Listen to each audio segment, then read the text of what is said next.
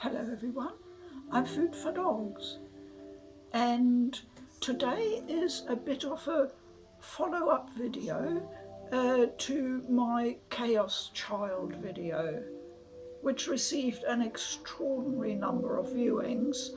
I'm just staggered really. There was a lot of discussion in the comments and I thought that was really great. And people mentioned a lot of visual novels, but the three names that really stood out, that cropped up again and again, were Love Love, Higurashi Umineko, both of which I haven't played yet, but I will.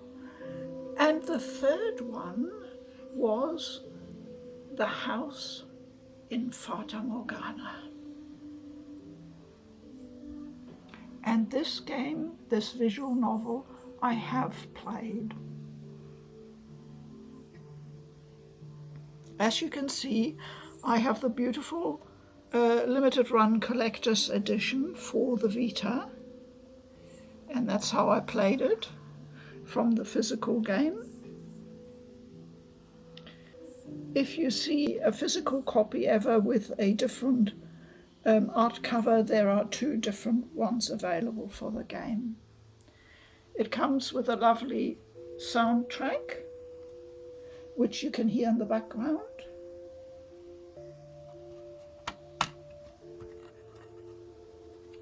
And the discs have individually different artwork on them. It's very nicely done. I think there's 6 discs in total. And it comes with an art book. And I'll just show you the first couple of pictures.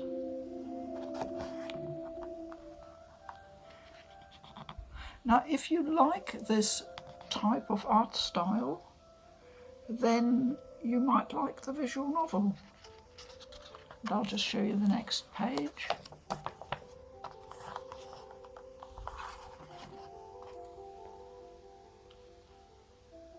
As you can see, it's quite elaborate, the style, very detailed.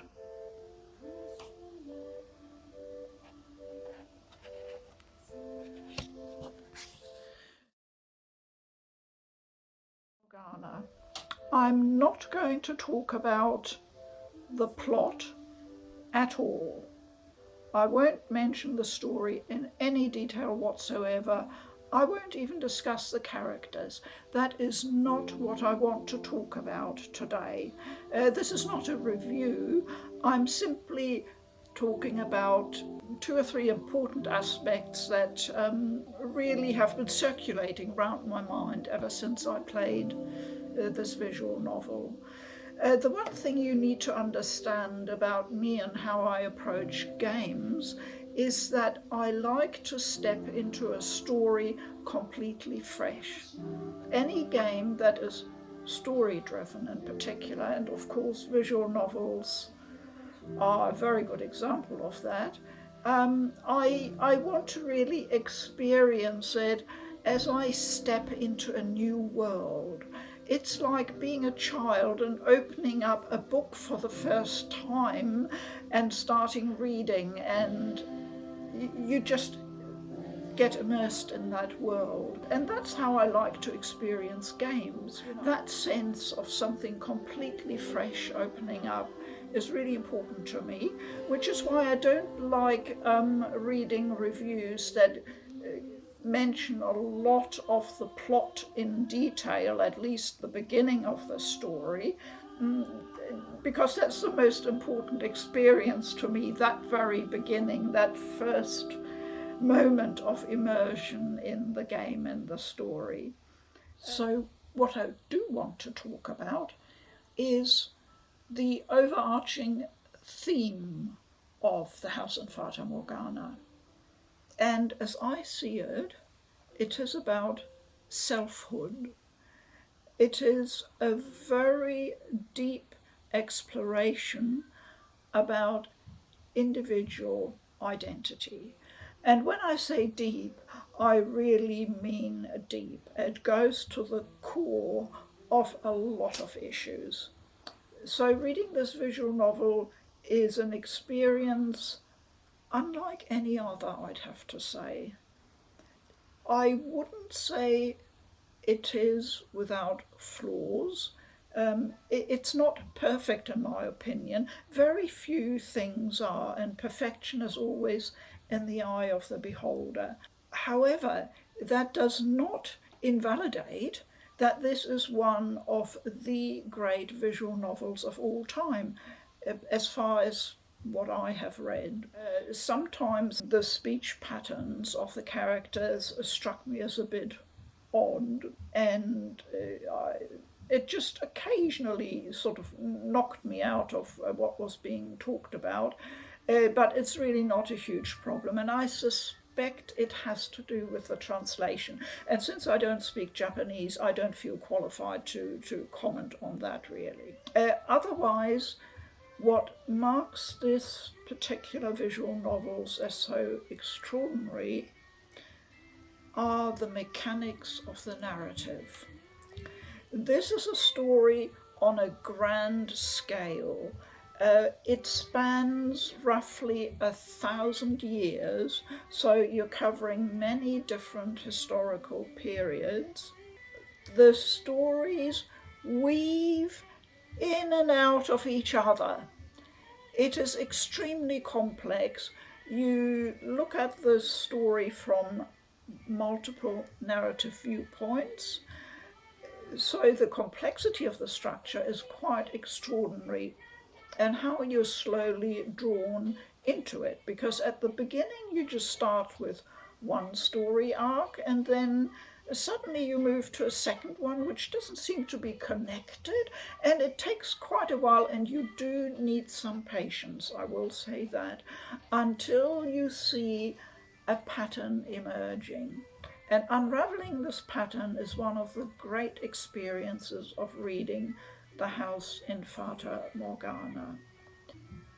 It had a huge impact on me. I'd have to say it left me stunned and exhausted when I had finished it. It is so broad in scope, it affects you emotionally.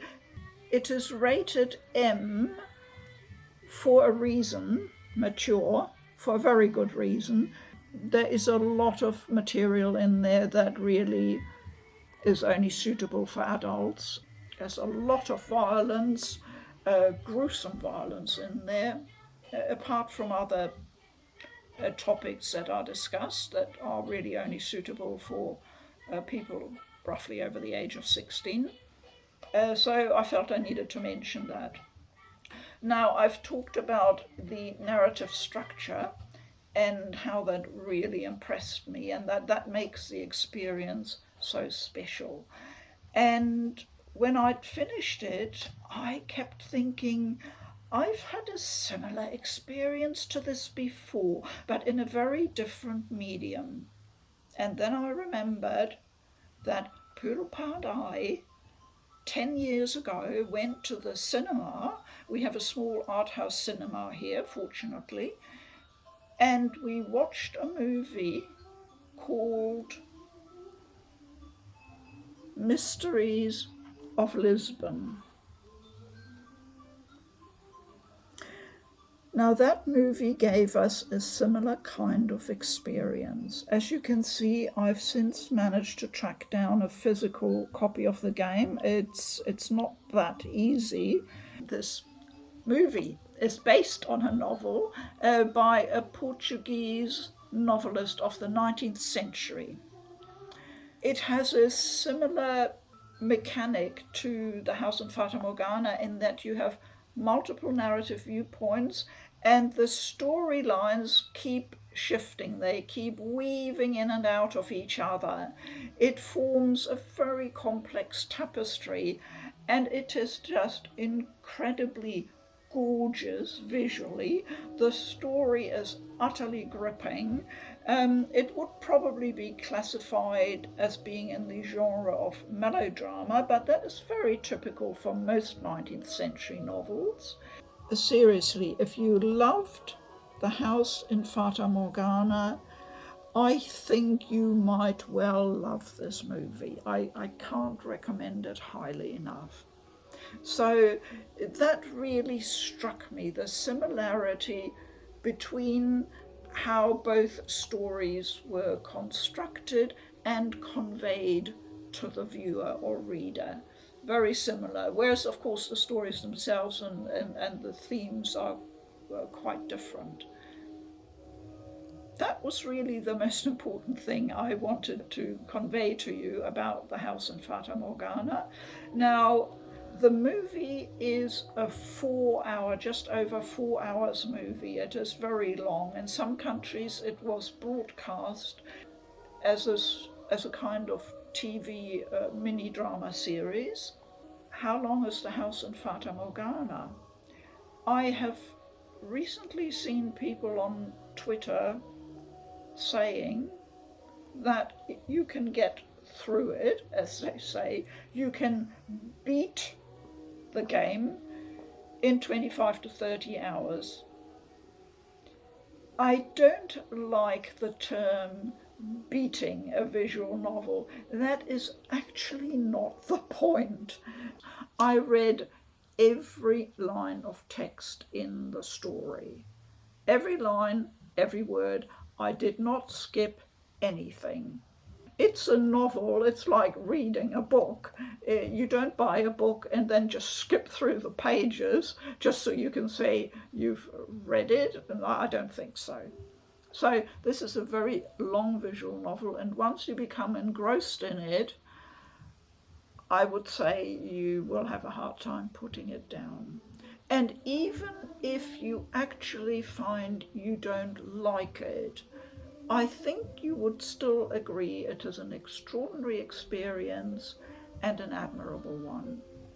The person who wrote this, and I did make a note of the name, it's a Japanese name, Keika Hanada, clearly had a very, very unique, singular vision, and he managed to bring this across. This is, in my opinion, creativity as it should be. He clearly poured years of his life into this, and I have the deepest respect and admiration for that. So that's what I wanted to say today about the house in Fata Morgana. I know there is lots more one could say about it, but enough for today, and we can continue the discussion in the comments. Thank you very much for watching. I do appreciate it. Keep well. I'm Food for Dogs. Bye bye.